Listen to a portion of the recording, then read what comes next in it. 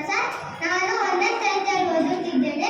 ವೇದಿಕೆ ಮೇಲೆ ಆಸೀನರಾಗಿರುವ ಅಧ್ಯಕ್ಷರೇ, ಅತಿಥಿಗಳೇ, ಶಿಕ್ಷಕರೇ, ಪಾಲಕರೇ ಹಾಗೂ ನನ್ನ ಅಕ್ಕ ತಂಗಿಯರೇ, ಅಣ್ಣ ತಮ್ಮಂದಿರೇ, ಇವತ್ತು ನಾನು ಸ್ವಾತಂತ್ರ್ಯ ದಿನಾಚರಣೆಯ ಬಗ್ಗೆ ಮಾತನಾಡಲು ಬಯಸುತ್ತೇನೆ. ಇಂದು ನಾವು ಭಾರತದ 70ನೇ ಸ್ವಾತಂತ್ರ್ಯ ದಿನಾಚರಣೆಯನ್ನು ಹೆಮ್ಮೆಯಿಂದ ಆಚರಿಸುತ್ತಿದ್ದೇವೆ. 1947ರ ಆಗಸ್ಟ್ 15ರಂದು ನಮ್ಮ ದೇಶವು ಬ್ರಿಟಿಷ್ ಆಳ್ವಿಕೆಯಿಂದ ಸ್ವಾತಂತ್ರ್ಯವನ್ನು ಪಡೆದುಕೊಂಡಿತು. ಈ ಅಮೂಲ್ಯ ಸ್ವಾತಂತ್ರ್ಯಕ್ಕಾಗಿ ಮಹಾತ್ಮ ಗಾಂಧಿ, ನೇತಾಜಿ ಸುಭಾಷ್ ಚಂದ್ರ ಬೋಸ್, ಭಗತ್ ಸಿಂಗ್, ಡಾಕ್ಟರ್ ಬಿ.ಆರ್. ಅಂಬೇಡ್ಕರ್ ಹಾಗೂ ಅನೇಕ ಸ್ವಾತಂತ್ರ್ಯ ಹೋರಾಟಗಾರರು ತಮ್ಮ ಜೀವನವನ್ನು ದೇಶಕ್ಕಾಗಿ ಸಮರ್ಪಿಸಿದರು.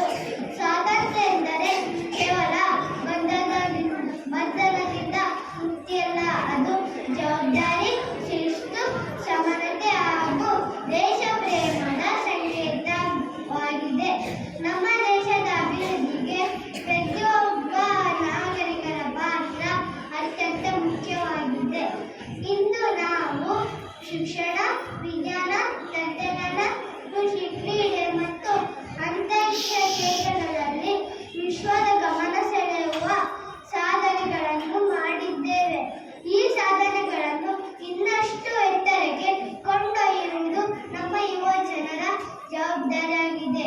ನಾವೆಲ್ಲರೂ ದೇಶದ ಕಾನೂನುಗಳನ್ನು ಗೌರವಿಸಬೇಕು, ಪರಿಸರವನ್ನು ಕಾಪಾಡಬೇಕು, ಸ್ವಚ್ಛತೆಯನ್ನು ಪಾಲಿಸಬೇಕು, ಸಮಾಜದ ಅಭಿವೃದ್ಧಿಗೆ ನಮ್ಮ ಕೈಲಾದ ಕೊಡುಗೆಯನ್ನು ನೀಡಬೇಕು.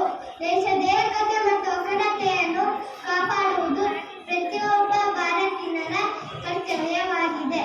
ಈ ಪವಿತ್ರ ದಿನದಂದು ನಮ್ಮ ದೇಶಕ್ಕಾಗಿ ತಮ್ಮ ಪ್ರಾಣ